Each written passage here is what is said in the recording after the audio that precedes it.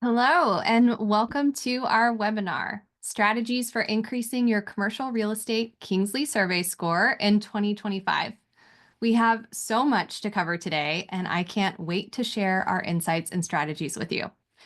You're going to learn so much from our guest speaker, who is one of my favorite people here at Grace Hill and who I've personally learned so much from. So without further ado, let me introduce our star of the show, Katie Jeffers. She's the Senior Manager of Survey Services here at Grace Hill, and Katie has been in the survey industry for over 15 years, with 10 of them here at KingsleySurveys. And during her time here, she's worked on and presented literally hundreds or maybe even thousands, we were trying to count the other day, of tenant, resident, employee, client, and investor survey results analysis presentations. She's the first person that anyone here goes to if they have a survey question because she is far and away the most knowledgeable about our survey setup, implementation, and survey results analysis. I am so excited to have her share her expertise with you all today. And for those of you who don't know me, my name is Jen Tyndall, and I'll be your host for today. I'm the VP Strategic Insights at Grace Hill, who's the firm bringing this webinar to you. But before we dive in, as a reminder, and if you didn't know, for everyone attending today, you will be entered to win our $3,000 travel giveaway. But remember, you have to stay for the entire presentation. We also have some other upcoming events, and the more that you attend, the more chances you have to win. Our team will include links to register for those events in our follow-up email along with today's recording. All right, so what all are we covering today? First, we'll talk about highlights from 2024 in our 2024 year in review. Then we'll cover 2025 strategies to improve your CRE Kingsley Surveys scores. And near the end, we'll share a bit about Kingsley Surveys before jumping into Q&A. And that reminds me, if at any point during our discussion you have a question, please just drop it in the chat, or you can use Zoom's Q&A function. We're more than happy to answer all of your questions at the end of our session today. All right, we have been busy working away for you in 2024, and we have a ton of insights gained from preparing and analyzing your survey questionnaires. First, we'll talk about trends we're seeing in office attendance and remote work, a very hot topic these days. Then we'll cover property amenity and feature satisfaction over the year. Then we'll talk about trends in revenue generating categories like future space requirements, renewal decision factors, and value for amount paid. Last, but certainly not least, we'll cover sustainability trends. And if you learn nothing else from our 2024 highlights, remember these three things. First, focus on food. Second, get back to basics on property features. And third, leverage lease links and renewals. It's a bit of a tongue twister, but these should hopefully help you remember the key insights from today. We'll talk about each of them in more detail. All right, let's get started. Katie, everyone has been talking about how more and more tenants seem to be requiring in-office work these days. Amazon, the Washington Post, JP Morgan, so many firms are making the headlines for making their employees come back into the office. So tell me, Katie, is it true that more tenants are requiring employees to be in the office? Yes. So it seems like since March 2020, we've been speculating about the future of the office place. And as we've seen companies kind of slowly change their policies, I think it's kind of given some hope to the sector. And so the good news is for everyone on this call is that our own data is showing the same thing, that companies, the tenant companies we're surveying are starting to say that they're having more kind of specific office attendance policies in place compared to kind of the initial approach after the pandemic or during the pandemic of allowing individuals to make that decision. Those optional attendance policies are in decline, and more companies are either saying full return to office around 30%, and then a little under half are saying some type of mandatory but partial attendance is required. Got it. Yeah. Perfect. So I'm sure many of you it's probably good news. So with that good news, it's the time to start thinking about what kind of audits might you need to do of your own property and services to ensure that you're ready for this return to office, whether it continues to be gradual or comes back in a wave with a large tenant suddenly mandating 5 days in the week. So think about things like your janitorial services. Are they ready for that return to office? Do they have enough supplies in stock to make sure they can serve tenants? Things like toilet paper, paper towels, soap for the bathrooms. So thinking about that, but also your amenities, if you have them, are those also ready for increased volume? Right. Yes, it would be awful to show up back to the office and not have enough toilet paper. Mhm. Yes. So on the topic of amenities, Mhm. I'd love to hear more about what you're hearing, especially on food. I know that's a hot topic for today. Yeah, so we have a couple of different charts here on this slide, so I'll kind of walk you through the information we're looking at. On the left side, the gray bars represent just overall satisfaction with amenities. So this is kind of like a generic amenity rating question.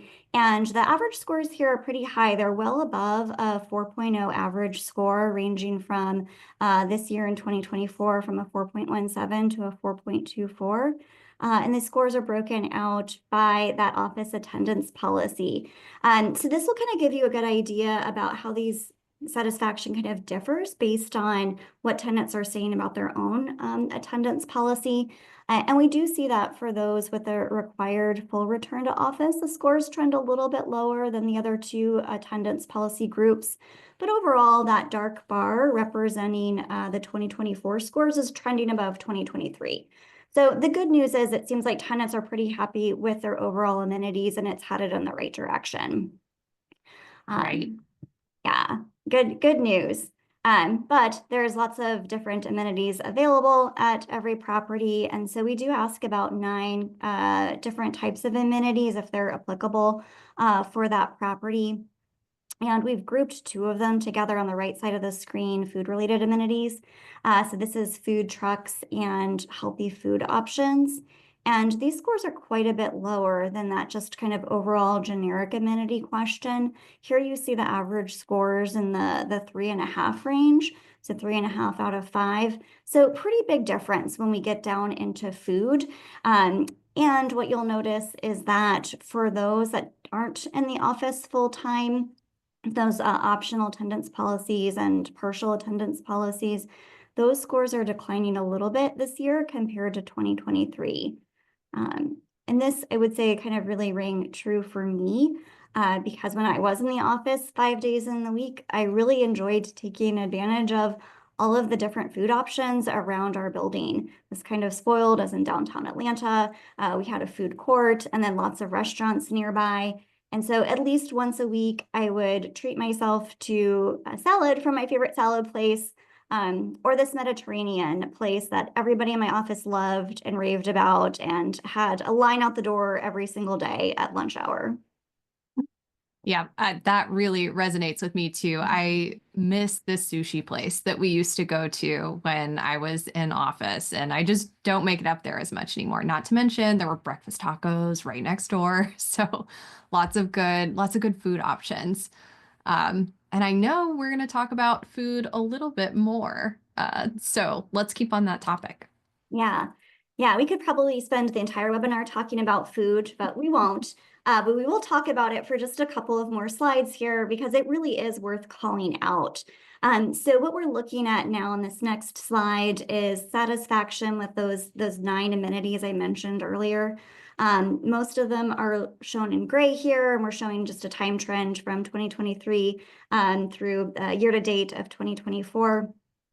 And most of those gray lines are kind of bunched around that 4.0 average score mark I was talking about. So satisfaction does tend to be higher with the other areas, such as meeting spaces and bike storage. And it's, you can see, considerably lower for those two food-related amenities, healthy food options, and food trucks. So those are highlighted in red at kind of the bottom of the chart, just to show their distance from the rest of the amenities listed here. So if you do have food trucks at your property, something to think about, especially if you don't have KingsleySurveys and you're not exactly sure, what your tenants are thinking about these. Think about the schedule you have arranged with these food truck vendors, the hours that they're available. Are they able to meet that lunchtime rush if it comes? So start thinking about some of those questions as you're evaluating your own property. Perfect. Yeah, those are great points too. No one likes to wait in an hour-long line when they only have like an hour for lunch anyway. Yeah. Mhm. Perfect. Okay, well, that covers some of the ratings of amenities that exist at properties, but I'd love to hear more about what amenities tenants actually want at their properties. Yes, I'm excited you're asking about that. 'Cause I don't know about you, but a lot of times when I watch TV and movies, and maybe the workplace is the kind of the center of the story, sometimes those workplaces don't really feel like they reflect reality, especially when you see a bunch of people hanging out in like some amazing game room or amazing rooftop patio. Those certainly look nice, but do they really reflect what tenants are asking for? And the good news is we have data to back that up.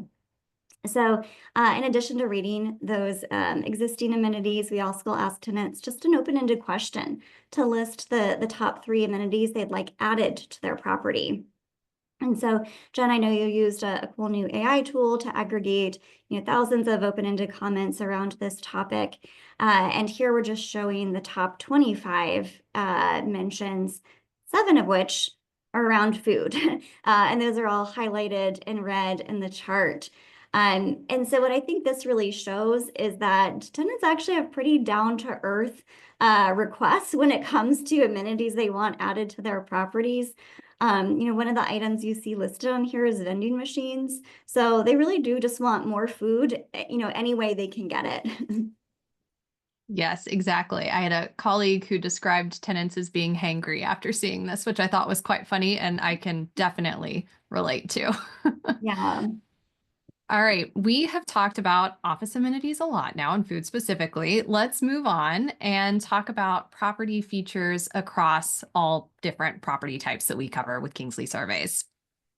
So, Katie, what are you seeing in terms of property feature satisfaction for retail, industrial, office, and medical office? Yeah. So we ask about just kind of basic property features for each of the property types we survey. And something I've heard a lot over my time in this industry is, someone saying, well, that's a trophy asset. Of course, they have really high scores, or of course, those tenants are really happy. It's a highly amenitized building. Of course, they should be doing well. Right. But really, what I want to emphasize is what you mentioned earlier, get back to the basics. So we're going Mhm. to see that over the next couple of slides by property type. Um, So we're starting off with office and medical office, looking at the various property features specific to those property types. And again, the average scores from 1 to 5. So at the top of the list, you see appearance of lobby, appearance of common areas being the most highly rated features for these property types. So that's great news because that's someone's first impression with the building is probably the building lobby. So whether it's an individual that's their workplace or they're a visitor or a patient, it's good to see that tenants are pretty happy with this part of the property features. But then to go to the basics, at the bottom of this list, shown in red here is HVAC performance. So it is consistently the lowest scoring area for property features for office and medical office. And again, this kind of felt like it rang true for me. Being in Atlanta, it was sometimes really hard to manage HVAC performance given sometimes the crazy weather we have. Oftentimes in mid-November, you can still have an 80-degree day, and that's when the building system's already been switched over to heat for the winter, and it's kind of hard to switch it back. So this can really impact someone's day-to-day experience, especially if you're a patient and you're going to an appointment that maybe you're not looking forward to so much. And on top of that, you have this kind of inconsistent temperature in the building. Yes. Yes, that is also so true. Living here in Austin, it's somewhat similar to Atlanta, hot and humid in the summer, and having to take a jacket to the office in July is not, just doesn't make sense. Yeah. So I can appreciate that. All right, that covers office and medical office. What about retail and industrial? Yeah, so as you might expect, there is a different feature mix for these two property types.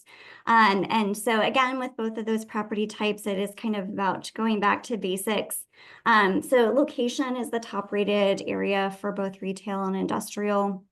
For industrial, you also see clear height here. So I think that's really good news that most tenants are pretty happy with one of the kind of core parts of the building functionality that's needed just to operate their business. What might surprise some people, though, is that security is at the very bottom of the list. And I know security services aren't necessarily consistently provided for industrial properties, but it is an area we ask about. And this didn't seem too surprising to me when I saw it, because sometimes when we're digging into individual tenant portfolios for our clients, security will come up as an area needing improvement.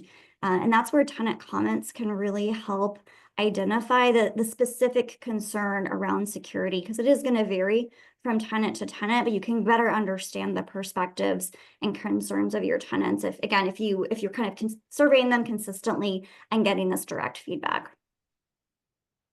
Right. Absolutely. Yeah.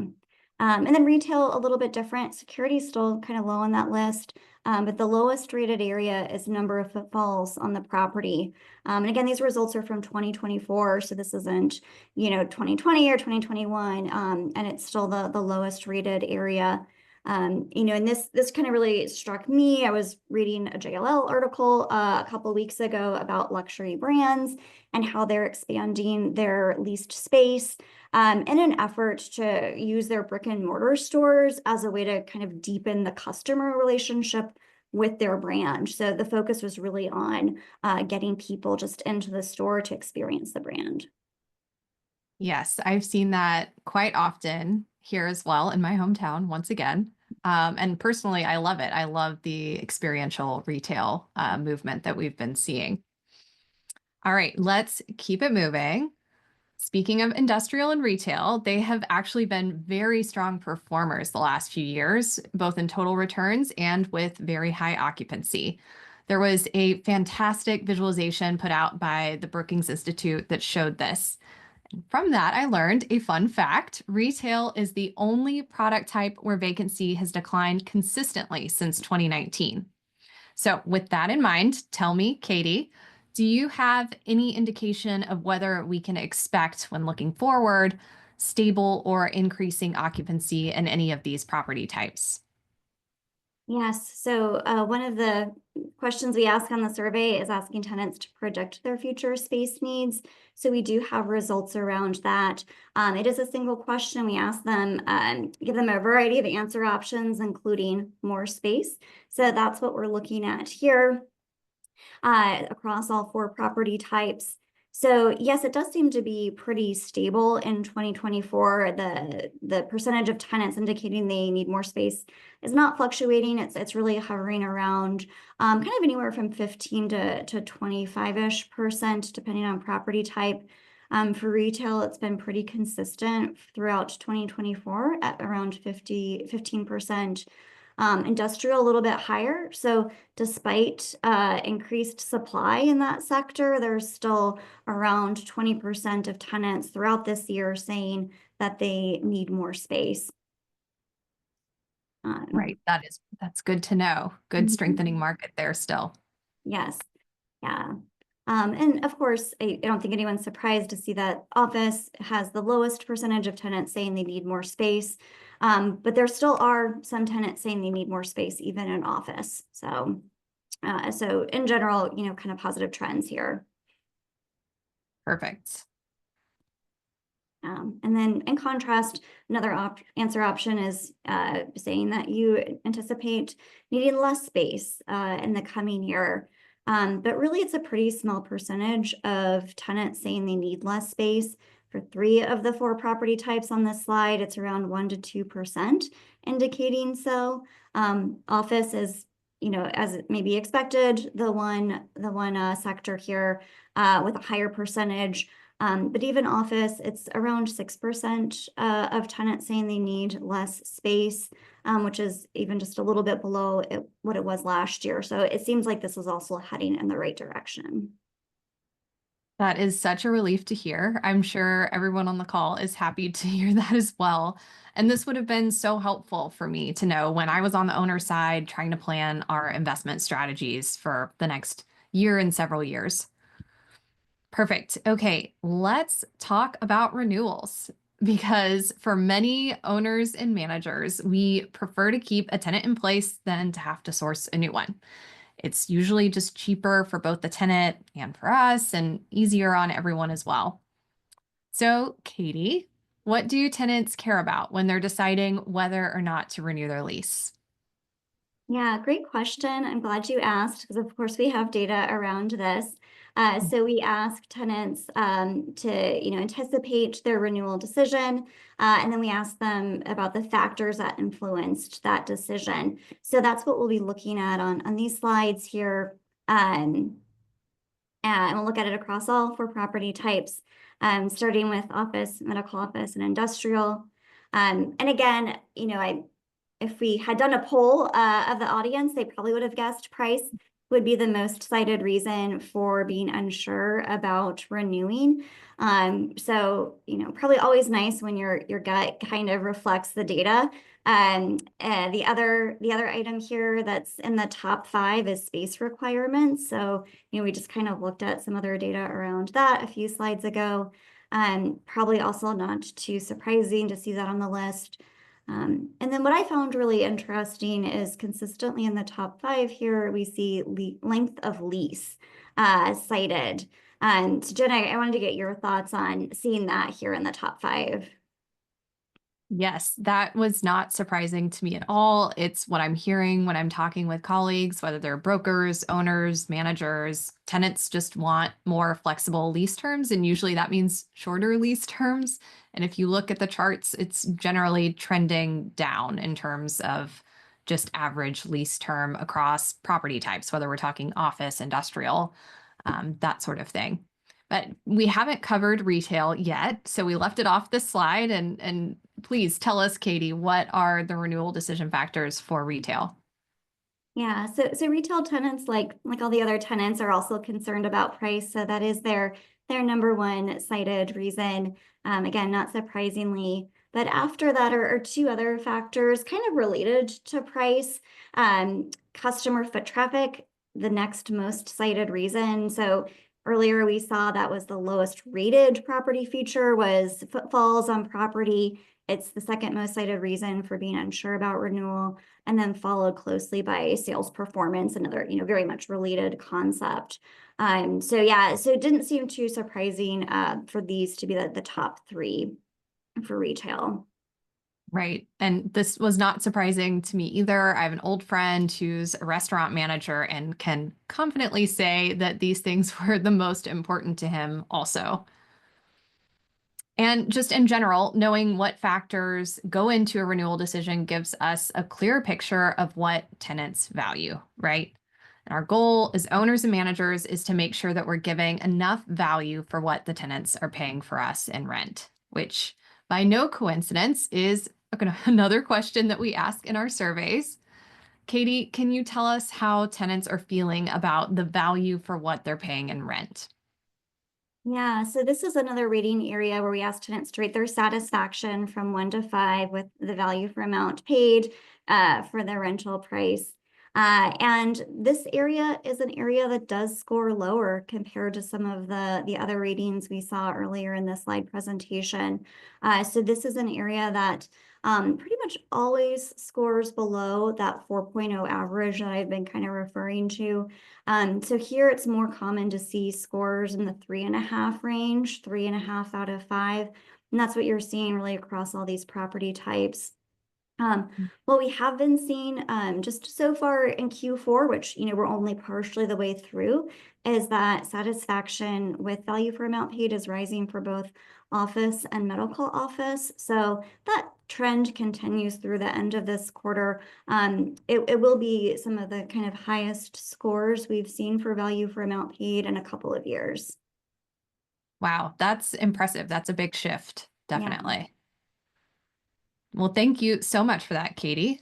Okay, we have our last topic for our 2024 year in review. So let's talk about sustainability.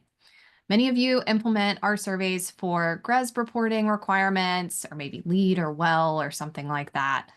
And as a result, we ask tenants a variety of sustainability questions. So, Katie, what were some of the highlights in sustainability for 2024? Yeah, so something we've been hearing a lot from practitioners in the space, especially at Bowman this year, is a big part of the conversation was all these various reporting requirements for those various organizations or for local jurisdictions, state requirements, or even EU mandates, depending on, where your investors are located. So getting some of that data can be a little bit challenging. That's what we've heard, especially when it comes to utility data, because the tenant typically is the one responsible for that data. And so we added a question about the willingness to share utility data to the survey about like a year and a half ago, because it was becoming this challenge we were hearing about. And so what I think the good news is in general, looking at what we're seeing in our surveys is that well over half of tenants do say they're willing to share that utility data, and 70% of industrial tenants are willing to share. So that seemed kind of promising to me for the direction of meeting these reporting requirements. Absolutely. And there's a psychological principle called consistency, or the consistency principle, which says that if you get someone to commit to doing a thing, usually in writing, then they're more likely to perform that act. So if you ask someone if they're going to provide you with their utility data and they say yes, there's a much greater chance that they will, in fact, actually provide you with that data. So keep that in the back of your mind. It's helpful to ask these things. Perfect. Well, any other sustainability highlights from the year worth mentioning, Katie? Yeah, so this willingness to share data is kind of about how your tenant's going to help you. But there's lots of ways landlords can help their tenants through providing sustainable building operations and initiatives. So we do ask about preferences there. We're going to look at those results over the next 2 slides, starting with retail and medical office. And here we're looking at the importance of these particular sustainability initiatives. And what we see for retail and medical office is that generic option of just having sustainable building operations does have the highest importance rating. And then the electric car charging stations has the lowest importance rating. And we're calling this out not so much to say, don't spend time on this, but as more and more make and models of electric vehicles, become available, and that's been a big topic of the national conversation the past couple of years. Just want to give you a sense of where that sits relative to other sustainability initiatives, and it is still the lowest area, even if it's growing in importance. Right. It's helpful to know to kind of understand what we hear in the media versus what tenants are actually saying. Yeah. Perfect. Well, we haven't covered the other 2 property types. So what can you tell us about those? I do remember from a sneak preview, I will say something about recycling. Yeah.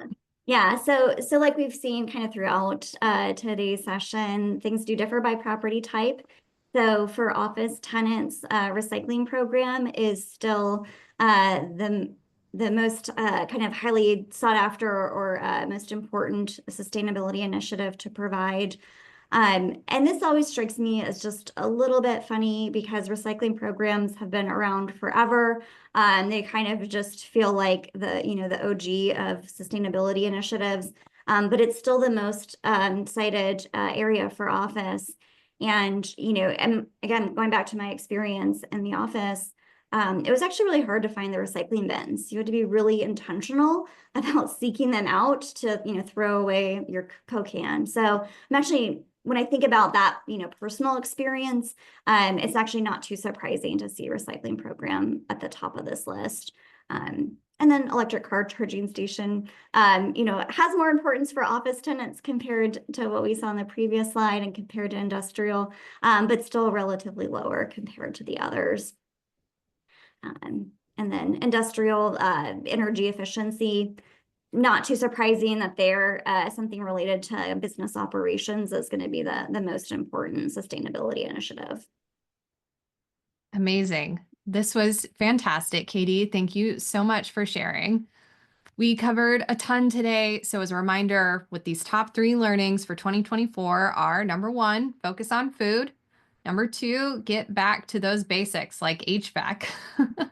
And number 3, leverage flexible and shorter lease lengths in your renewal negotiations.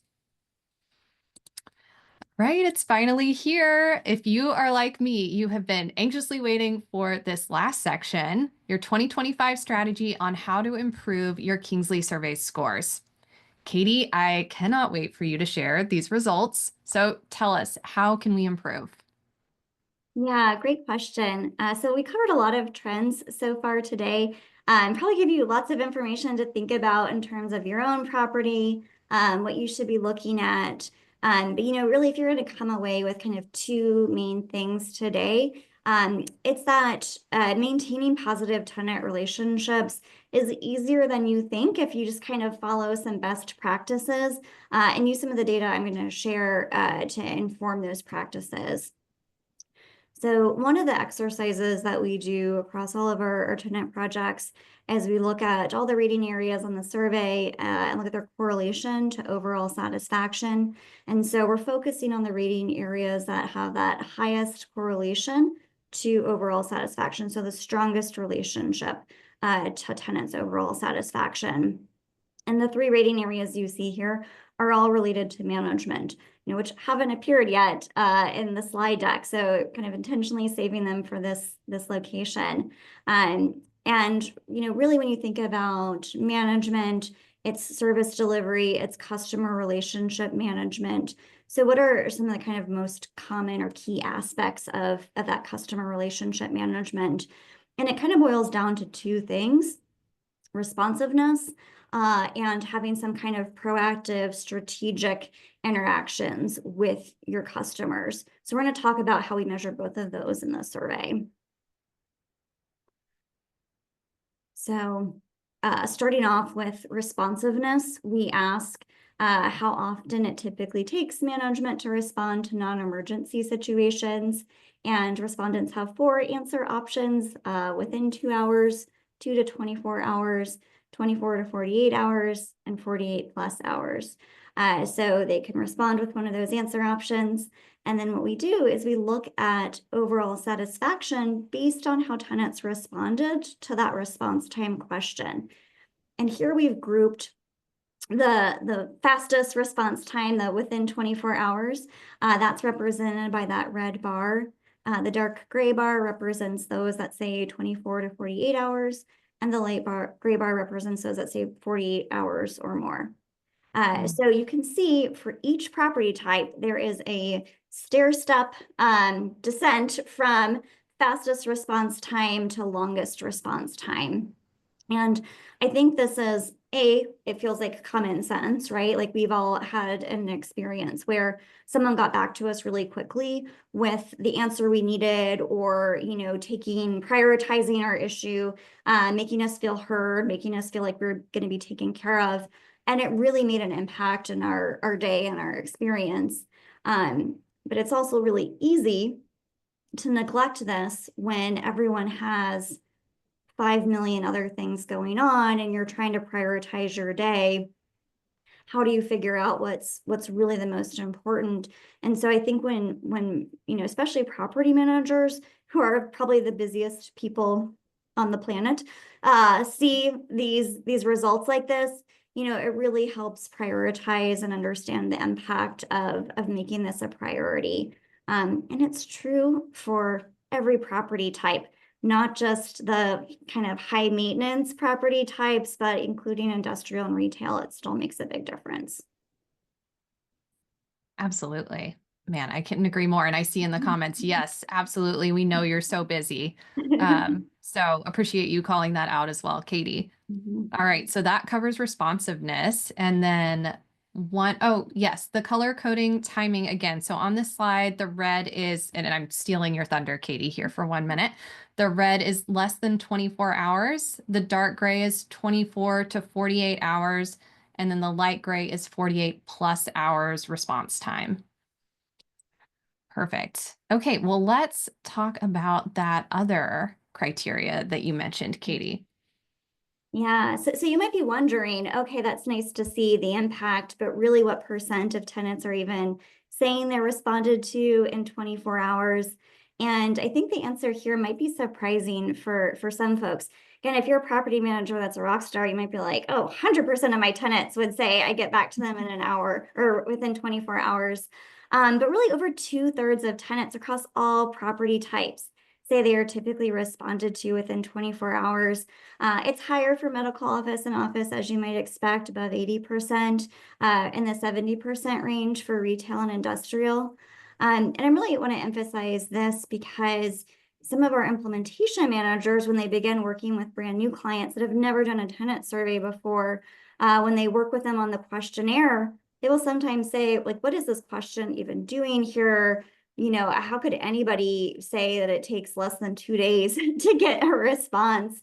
And here's the data showing that it really is important, that it's happening across a lot of your competitors if you don't think so. But you also really need to have some type of policy or standard operating procedure, making it clear that this is an expectation.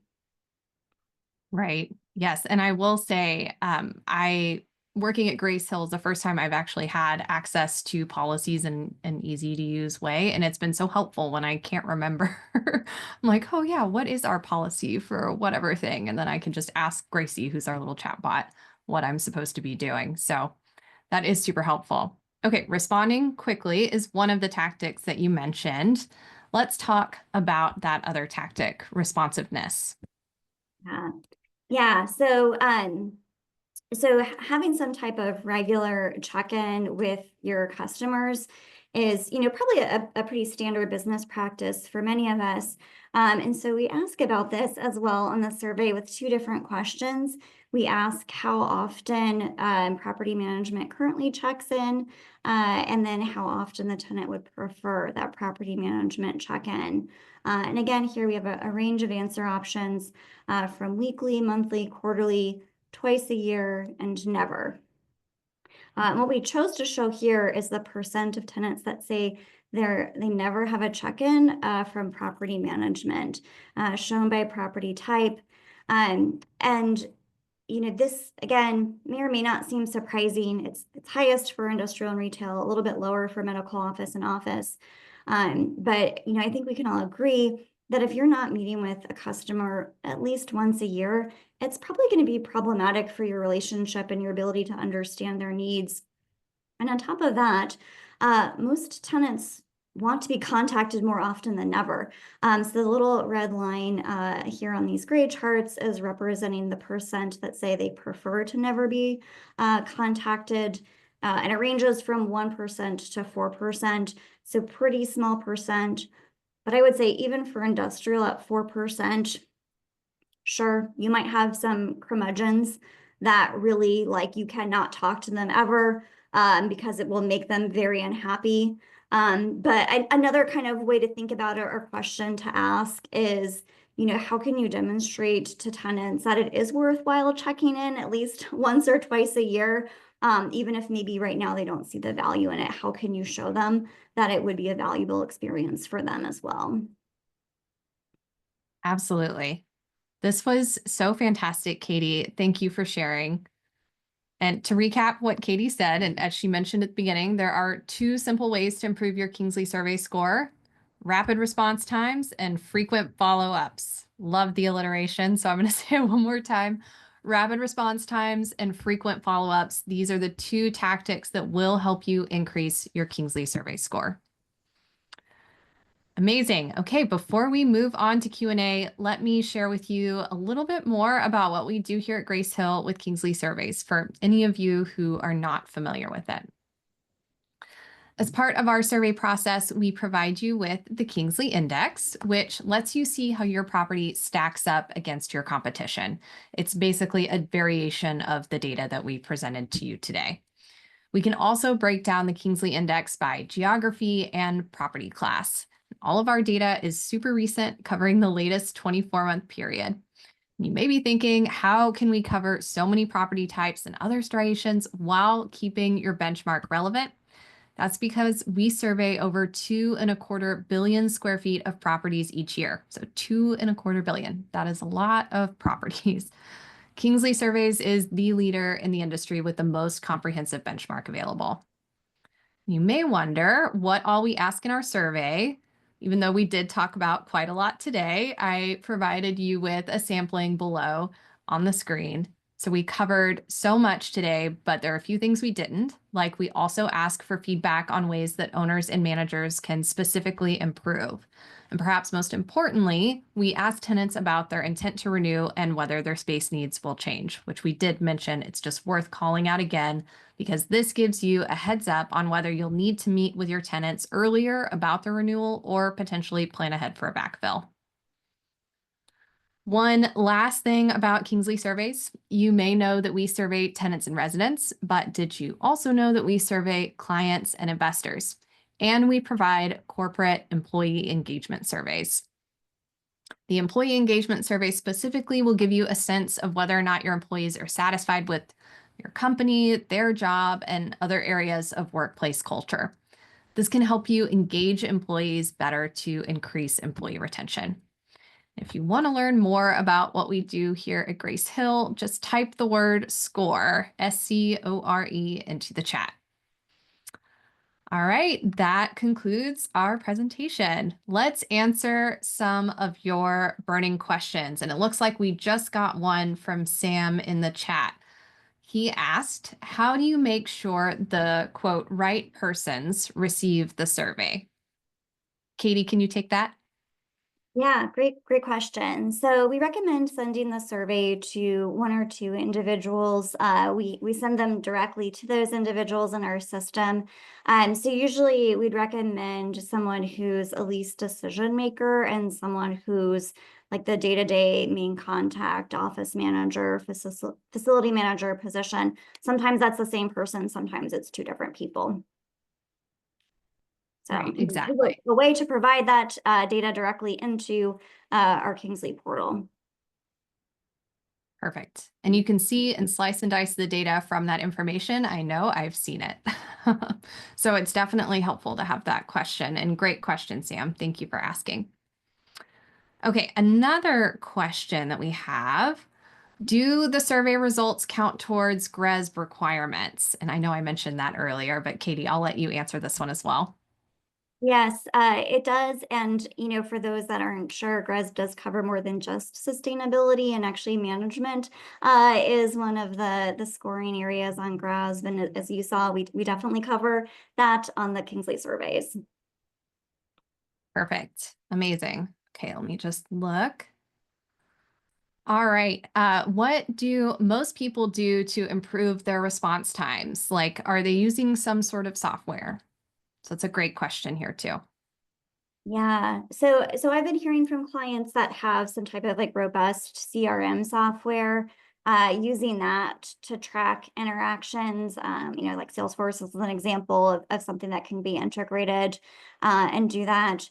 That's probably not practical for everybody. So honestly, just kind of setting up some action plans with specific goals for your teams goes a long way to reinforcing those best practices.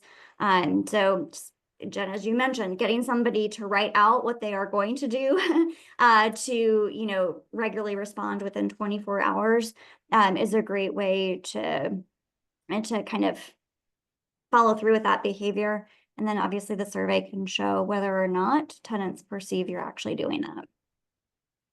Absolutely. That makes sense.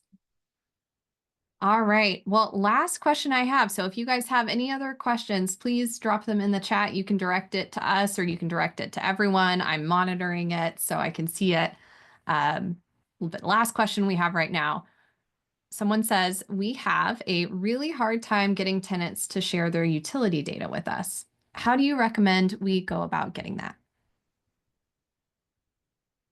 Yeah, that is really challenging. I think probably raising awareness about why it's important goes a long way. So just increasing the communication and conversations. And I would say, again, if you're having some kind of regular check-in with your tenants, and again, from the survey, you're going to know what their preferred cadence is. That creates a great opportunity to be mentioning why this is important to collect. And then I think, Jen, as you mentioned, asking about it in the survey is a great way to kind of help people see that it's something that's an expected behavior. Yep, absolutely. Amazing. Well, thank you guys for the questions. And I just saw your comment, Linda. Thank you so much for that feedback. Oh, we've got one more question I just saw pop up as well. Does Kingsley help disseminate the information once survey results are received? Or is it more a dashboard that clients are responsible for being able to navigate? That is a great question. So, Katie, I'll let you answer that one as well. So we create reports for every property that was surveyed. So you can log into a dashboard and see a lot of information dynamically, but on top of that, we do create static reports that can be downloaded directly from the portal, and it's based on user access. So the right property manager always gets the right report. Perfect. Yes. And we do, depending on the tier, there's different tiers of surveys, correct? So certain tiers will get a custom presentation, which is our highest tier, of course. And then the lowest tier gets the reports that Katie mentioned, although the highest tier gets those reports as well. So it depends on what type of survey that you engage us with. Yeah, that's a great point, Jen. Yeah, we'll do a presentation similar to what we did today. And so you're welcome to use the recording as well after that to disseminate how you need to. Perfect. Okay, a couple more questions here. How easy is this survey? Ooh, good question. So how long does it typically take to complete it? Yeah, it takes like 5 to 7 minutes. You're always going to have someone who likes to type a lot and maybe leaves really long comments, but it is pretty easy to take. And even though for most tenant surveys, people are taking it on their laptops because it's going to a business email address, you could also take the survey on your mobile phone. It's mobile friendly as well. Perfect. Amazing. And I know the topic of this call is tenant surveys, but we do investor surveys as well. And sometimes those are actually phone surveys because those particular personas prefer to have a phone call. So for tenant, it definitely makes more sense for mobile, as Katie mentioned, or on their computer, but it does vary by survey type. Okay. Another question here. Do you have tips on encouraging the tenants to participate? I have had a few remove themselves from the survey. That's great feedback. Thank you for sharing that, Sam. Yeah, so it's usually a little bit harder to get participation in the very first year that you do a survey, but it gets easier over time, especially if you are sharing the results with tenants after they're compiled. So you don't need to necessarily send them the report, but you can share with them maybe 2 or 3 high-level things that you're planning on doing or acting upon as a result of feedback. And one of the best ways to really get people to participate is to give them a good reason to. So even making small changes, but then raising awareness about those changes that you made and the reason behind it is going to show that you're using the feedback and making changes that the tenants actually want. So it does get easier over time if you do those really kind of engagement activities. And then, I have a client that always would do like a breakfast on the day of survey launch. So food, is always a great motivator as well. And again, raises the awareness that it's a big deal. It's important to you as an organization to get their feedback. Perfect. I love it. We started with food, and it sounds like we might be ending with food in case we have any other questions in the chat here. Perfect. Okay, well, I'll give y'all just a minute more, but otherwise, it's been so fantastic to have you on, Katie, and to share all of your expertise and insights on the survey process and tips for 2025 surveys. So thank you so much again. Oh, let me just check this one Q&A notification.